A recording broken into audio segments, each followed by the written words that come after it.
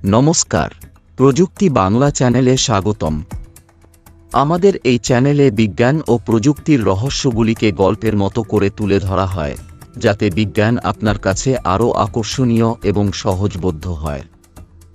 আজ আমরা এমন এক অদৃশ্য শক্তির কথা বলবো যা পৃথিবীকে একটি জীবন্ত গ্রহে পরিণত করেছে।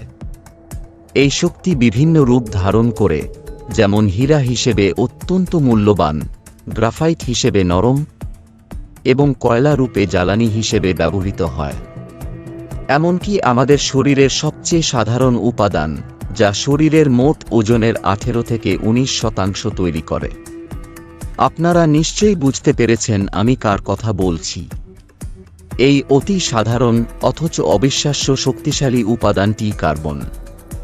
এই উপাদানটি প্রথম উদ্ভিদ ও প্রাণীজগতের গঠনের জন্য প্রয়োজনীয় জটিল অণুর সূচনা করেছিল। কার্বন পৃথিবীর জীবনের জীবনচক্র থেকে শুরু করে আধুনিক প্রযুক্তির অগ্রগতি সবকিছুর মূলে রয়েছে। তাহলে আমাদের মনে প্রশ্ন জাগে, কার্বন আসলে কি? কিভাবে কার্বন পরমাণু সৃষ্টি হয়েছিল? আর কিভাবে একটি সরল পরমাণু রূপান্তরিত হয়ে পৃথিবীর প্রাণের ভিত্তি হয়ে উঠল? কিভাবে এটি আমাদের সভ্যতাকে এত বেশি প্রভাবিত করেছে? আজ আমরা কার্বনের সৃষ্টির রহস্য উন্মোচন করব। সাধারণভাবে বলতে গেলে কার্বন একটি মৌল, ইংরেজিতে যাকে এলিমেন্ট বলা হয়। এখন একটি কয়লার ছোট টুকরো নিয়ে আণবিক মাইক্রোস্কোপে 1000 গুণ বিবর্ধন করলে আপনি কয়লা কণার দানাদার গঠন দেখতে পাবেন। এটি যদি আরও 1 লক্ষ গুণের বেশি বিবর্ধন করেন, তাহলে কয়লার মূল উপাদান কার্বন অণুগুলির গঠন ধীরে ধীরে দেখতে পাবেন। এখন বিবর্ধনের মাত্রা বাড়িয়ে যদি 1 কোটি গুণ ও তার বেশি করা হয়, তাহলে কার্বন পরমাণুগুলির জালিকাকার কাঠামো দেখতে পাবেন। অর্থাৎ আমরা দেখলাম পদার্থ অসংখ্য কণা বা পার্টিকেল নিয়ে গঠিত। একটি কার্বন কণা অসংখ্য কার্বন অণু বা মলিকিউল দ্বারা গঠিত। আবার একটি কার্বন অণু একই রকম বহুসংখ্যক কার্বন পরমাণু বা এটম এর সমন্বয়ে গঠিত। সুতরাং পদার্থের গঠনে পরমাণুই হল প্রধান উপাদান। আবার এই পরমাণুগুলির গঠন ও বিন্যাস সেই পদার্থের চারিত্রিক বৈশিষ্ট্য নির্ধারণ করে। কিন্তু এই পরমাণুগুলি আসলে কোথা থেকে এলো? পরমাণুর সৃষ্টি কবে হয়েছে? এইসব প্রশ্নের উত্তর খুঁজতে আমাদের মহাবিশ্বের সৃষ্টির সময়কালে ফিরে যেতে হবে, যা আজ থেকে প্রায় 1400 কোটি বছর আগের গল্প। এক বিশাল বিস্ফোরণের মাধ্যমে মহাবিশ্বের জন্ম হয়, যাকে আমরা মহাবিস্ফোরণ বা বিগ ব্যাং বলি। এই বিস্ফোরণের ফলে প্রাথমিকভাবে তাপমাত্রা ছিল 10 অক্টিলিয়ন ডিগ্রি সেলসিয়াস, যা সূর্যের কেন্দ্রের তাপমাত্রার সাথে তুলনা করলে কোটি কোটি গুণেরও বেশি তাপমাত্রা। এই অত্যন্ত উত্তপ্ত পরিবেশে কোয়ার্ক এবং ইলেকট্রনের মতো মৌলিক কণার ঘন আস্তরণ দ্রুত চারপাশে ছড়িয়ে পড়ে। এরপর ক্রমাগত মহাবিশ্বের প্রসারণ এবং দ্রুত শীতল হওয়ার সাথে সাথেই শুরু হয় নিউক্লিওসিনথেসিস প্রক্রিয়া। নিউক্লিওসিনথেসিস, এখানে নিউক্লিও মানে নিউক্লিয়াস, সিনথেসিস মানে তৈরি করা। এই প্রক্রিয়ার একেবারে শুরুতে কোয়ার্ক থেকে তৈরি প্রোটন এবং নিউট্রনগুলি মিলিত হয়ে নিউক্লিয়াসের সৃষ্টি করে। এই নিউক্লিয়াস হল একটি পরমাণুর কেন্দ্র, যেখানে বেশিরভাগ ভর ঘনীভূত থাকে। এরপর ইলেকট্রন নিউক্লিয়াসের চারপাশে আটকে যায় এবং নির্দিষ্ট কক্ষপথে প্রদক্ষিণ করতে থাকে।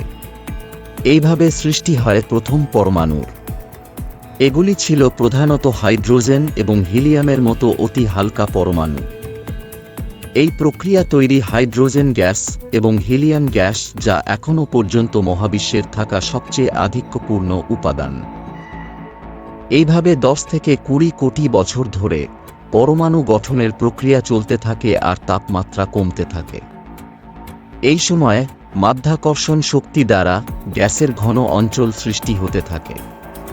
আর মহাকাশে অবস্থিত এই আলোকিত অতিবিশাল গ্যাসীয় পিণ্ডগুলি হল নক্ষত্র বা স্টার। আদিম এই নক্ষত্রগুলির আকার ছিল বিশাল, যা সূর্যের ভরের সাথে তুলনা করলে 100 থেকে 1000 গুণ বা তারও বেশি। অর্থাৎ আমরা আকাশে যে সূর্য এবং তারা দেখি এগুলিও হাইড্রোজেন এবং হিলিয়াম গ্যাসের তৈরি একটি আলোকিত পিণ্ড বা নক্ষত্র। নক্ষত্রের কেন্দ্রে গ্যাসের পরমাণুর ঘনত্ব যত বাড়তে থাকে ততই দেখা যায় পারমাণবিক নিউক্লিয়াসের সংঘর্ষ। এখানে দুটি হালকা পারমাণবিক নিউক্লিয়াস একত্রিত হয়ে একটি ভারী মৌলের নিউক্লিয়াস গঠন করে, আর একই সাথে মুক্তি ঘটে বিপুল পরিমাণ শক্তির, তাপ ও আলো। নক্ষত্রের কেন্দ্রে চলতে থাকা ধারাবাহিক প্রক্রিয়াটি নিউক্লিয় সংযোজন বা নিউক্লিয় ফিউশন বলা হয়। এইভাবে কোটি কোটি বছরের ও বেশি সময় ধরে নক্ষত্রের অভ্যন্তরে ধাপে ধাপে চলতে থাকা এই সংযোজন প্রক্রিয়াটি মহাবিশ্বে বিভিন্ন মৌলের উৎপাদনের জন্য দায়ী, যেখানে কার্বন হল একটি বহুমুখী স্থিতিশীল উপাদান। কার্বন পরমাণু গঠনের প্রথম ধাপে হাইড্রোজেন ফিউশন ঘটে। নক্ষত্রের কেন্দ্রের তাপমাত্রা যখন প্রায় 40 লাখ ডিগ্রি সেলসিয়াসেরও বেশি, হাইড্রোজেন নিউক্লিয়াস সংযুক্ত হয়ে একটি হিলিয়াম-4 নিউক্লিয়াস গঠন করে, যার পারমাণবিক ভর 4, আর দুটি প্রোটন কণা সহ বিপুল পরিমাণে তাপশক্তির মুক্তি ঘটে। হিলিয়াম-4, যাকে আলফা কণাও বলা হয়, এই চেন রিঅ্যাকশনের ফলে কেন্দ্রে হাইড্রোজেনের পরিমাণ কমে যায়, কেন্দ্রটি ভারী, সংকুচিত ও উত্তপ্ত হতে থাকে। এরপর তাপমাত্রা যখন প্রায় 10 কোটি ডিগ্রি সেলসিয়াসে পৌঁছায় তখন হিলিয়াম ফিউশন শুরু হয়। এই পারমাণবিক বিক্রিয়ায় একের পর এক 3টি আলফা নিউক্লিয়াস সংযুক্ত হয়ে প্রথমে অস্থায়ী বেরিলিয়াম ও পরে একটি 12 পারমাণবিক ভরের অধিক স্থিতিশীল উপাদান কার্বন 12 নিউক্লিয়াস গঠন করে, আর একই সাথে নির্গত হয় গামারে আর তাপশক্তি। 3টি আলফা কণা দ্বারা কার্বন পরমাণু তৈরির এই প্রাথমিক পারমাণবিক প্রক্রিয়াটি ট্রিপল আলফা প্রক্রিয়া বলা হয়। এভাবে অবিরাম নক্ষত্রের কেন্দ্রে ফিউশন প্রক্রিয়া চলতে থাকে, যা কার্বন, লোহা সহ আরও ভারী উপাদান সৃষ্টি করে। ফলে কেন্দ্রের আকার দ্রুত সংকুচিত হয়। একই সাথে চাপ, তাপমাত্রা ও ঘনত্ব দ্রুত বৃদ্ধি ঘটে। এইভাবে শেষ পর্যায়ে দেখা যায় এক বিরাট শক্তিশালী এবং আলোকিত বিস্ফোরণ। নক্ষত্রের এই বিস্ফোরণকে সুপারনোভা বলা হয়। এই ঘটনাগুলি প্রচুর পরিমাণ মৌলের উপাদান মহাকাশের মধ্যে ছড়িয়ে দেয়, যা মহাবিশ্বের ভারী উপাদানগুলির প্রাথমিক ও প্রধান উৎস। আমাদের পৃথিবী ও সৌর জগৎ ঠিক একইভাবে নক্ষত্রের বিশাল বিস্ফোরণের ফলে সৃষ্টি হয়েছিল, যা প্রায় 460 কোটি বছর আগের ঘটনা। এই বিস্ফোরণের ফলে বিপুল পরিমাণ hydrogen, helium, oxygen, nitrogen gas এবং কার্বন সহ অন্যান্য মৌলের উপাদানের কণা ঘূর্ণায়মান মেঘ আকারে ছড়িয়ে পড়ে। এরপরে ধীরে ধীরে কণাগুলি সংঘর্ষ এবং মাধ্যাকর্ষণ দ্বারা একত্রে আটকে বৃহত্তর গোলাকার গ্রহের তৈরি করে, যার মধ্যে পৃথিবী একটি। সুতরাং পৃথিবীতে এবং প্রকৃতপক্ষে মহাবিশ্ব জুড়ে যা কিছু দেখি তা উপাদান দিয়ে তৈরি। যে জল আমরা পান করি, যে বাতাসে আমরা শ্বাস নিই, আমাদের পায়ের নিচের পাথর, এমনকি আমাদের নিজেদের দেহ, সবকিছুই উপাদানের সমন্বয়ে গঠিত। কিন্তু এটি ভাবনার বিষয় যে এখনো পর্যন্ত আমরা যা আলোচনা করেছি, যেমন অণু, পরমাণু, উপাদান, এগুলি সবই নির্জীব বস্তু।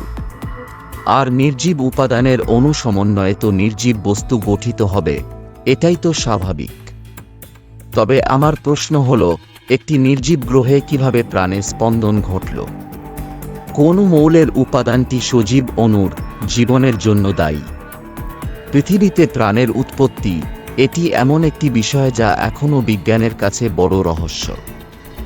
বিজ্ঞানীদের মতে সবকিছু উপাদান দিয়ে তৈরি। এদের মধ্যে 4টি উপাদান, যেমন হাইড্রোজেন, কার্বন, নাইট্রোজেন এবং অক্সিজেন, যা প্রতিটি জীবন্ত কোষের জন্য অপরিহার্য। কিন্তু উপাদানগুলোর বিন্যাস এবং পরস্পরের সাথে যোগাযোগের ধরন ভিন্ন ভিন্ন। উপাদানগুলির একটি নির্দিষ্ট ক্রমে এবং নির্দিষ্ট পরিমাণে একত্রিত হয়ে একটি জটিল সজীব সিস্টেম গঠন করে। আর এই জটিল সিস্টেমের জাল গঠনে সবচেয়ে গুরুত্বপূর্ণ উপাদান হল কার্বন। কারণ কার্বনের বিশেষ পারমাণবিক গঠন এটিকে অন্যান্য মৌল থেকে আলাদা করে। এই গঠনের কারণে কার্বন পরমাণুগুলি ভিন্ন মৌলের উপাদানের সাথে যুক্ত হয়ে একাধিক জটিল শৃঙ্খলা গঠন করে, যার ফলে জীবনের জন্য অত্যাবশ্যকীয় প্রোটিন, ডিএনএ এবং আরএনএর মতো জটিল অণু তৈরি হয়। কার্বনের পারমাণবিক গঠন, প্রকৃতি নিয়ে পরবর্তী ভিডিওতে গভীরভাবে আলোচনা করব। এই ভিডিওতে আমরা জানলাম যে কার্বন কিভাবে পৃথিবীতে এসেছে। পরবর্তী পর্বে দেখব পৃথিবীতে কার্বনের প্রারম্ভিক জীবন এবং জীবের জীবনচক্রে কার্বনের অপরিহার্যতা। আমাদের সাথে যুক্ত থাকুন আর বৈজ্ঞানিক দৃষ্টিকোণ থেকে বিশ্বকে জানুন। ভিডিওটি ভালো লাগলে লাইক আর সাবস্ক্রাইব করবেন। পরবর্তী ভিডিওতে দেখা হবে।